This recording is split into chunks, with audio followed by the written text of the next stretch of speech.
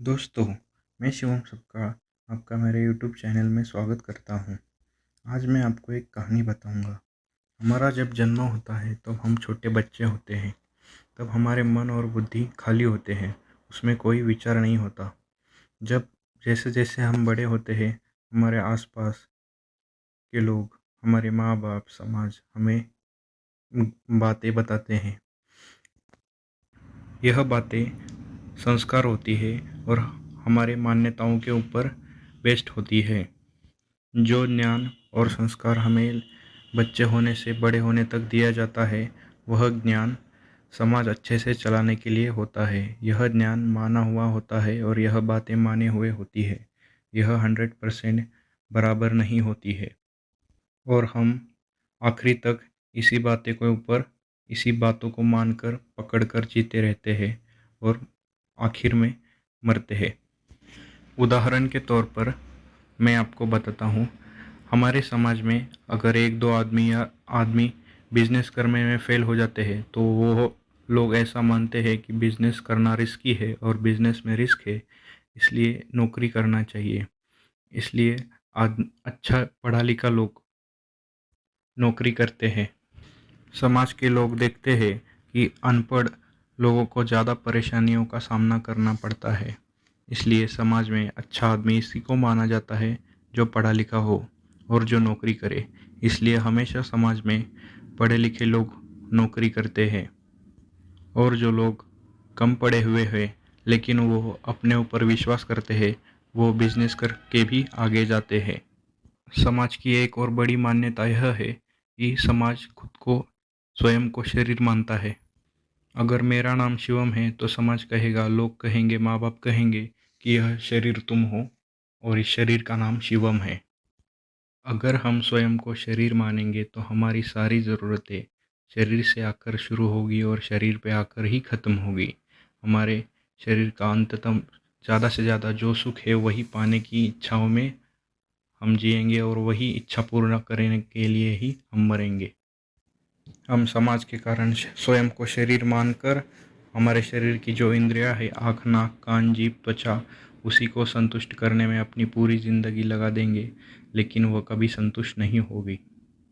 भगवद गीता में भी यह माना गया है कि अगर हमें सक्सेसफुल और अच्छा बनना है तो हमारा ध्यान शरीर की इंद्रियों से हटाकर ऊपर लगाना चाहिए।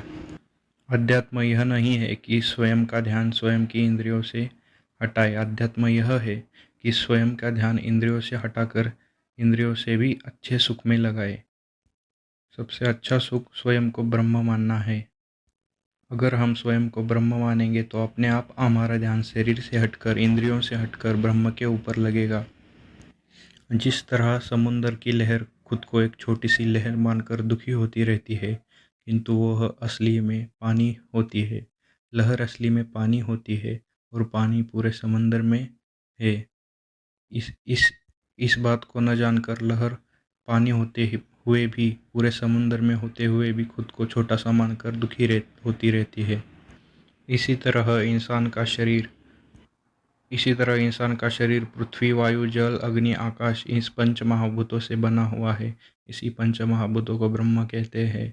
इंसान का शरीर ही ब्रह्म है, लेकिन समाज के कारण हम शरीर शरीर को स्वयं मानकर इंद्रिय सुख में भटकते रहते हैं और कभी सक्सेस नहीं हो पाते हैं। जैसे जैसे हम स्वयं को ब्रह्म मानकर हमारा ध्यान ब्रह्म में लगाएंगे, वैसे वैसे हमारी शरीर की ज़रूरतें कम कम होती रहेगी और आध्यात्मिक ज़रूरतें बढ़ती बढ़ती रहेगी। जब इंसान की शरीर की ज़रूरतें कम होगी तो वह अंदर से अमीर होगा और अंदर से अमीर होने के बाद इंसान बाहर से भी अमीर और सक्सेसफुल होगा। स्वयं को ब्रह्म मानकर इंसान ब्रह्म यानी पृथ्वी, वायु, जल, अग्नि, आकाश, स्वयं को इन पंच महाभूतों मानकर खुद को जब हर एक चीज़ में सब स्वयं को देखेगा, तब वह सुखी होगा और उसका सुख यानी सुख और दुख किसी भी बाहर की चीज़ के ऊपर डिपेंड नहीं होगा। ऐसा इंसान बाहर की किसी भी परिस्थिति या बाहर के सुख दुख के ऊपर अपना कंट्रोल नहीं देगा। जब इंसान स्वयं को ब्रह्म मानता है तो वह ब्रह्म मानकर स्वयं को मुक्त कर लेता है। जब इंसान स्वयं को ब्रह्म मानकर सुखी होता है तो उसको और कुछ पाने की चाह नहीं रहती और उसे ऐसा लगता है कि सब कुछ पा लिया। ऐसा इंसान सुखी, समाधानी, समृद्ध जीवन जीता है और अंदर से भी अमीर होता है और बाहर से भी अमीर और सक्सेसफुल होता है। और बाहर की किसी भी परिस्थिति और चीज़ों पे उसका सुख और दुख डिपेंड नहीं रहता। ऐसा इंसान कठिन से कठिन परिस्थिति से भी आसानी से बाहर निकल जाता है।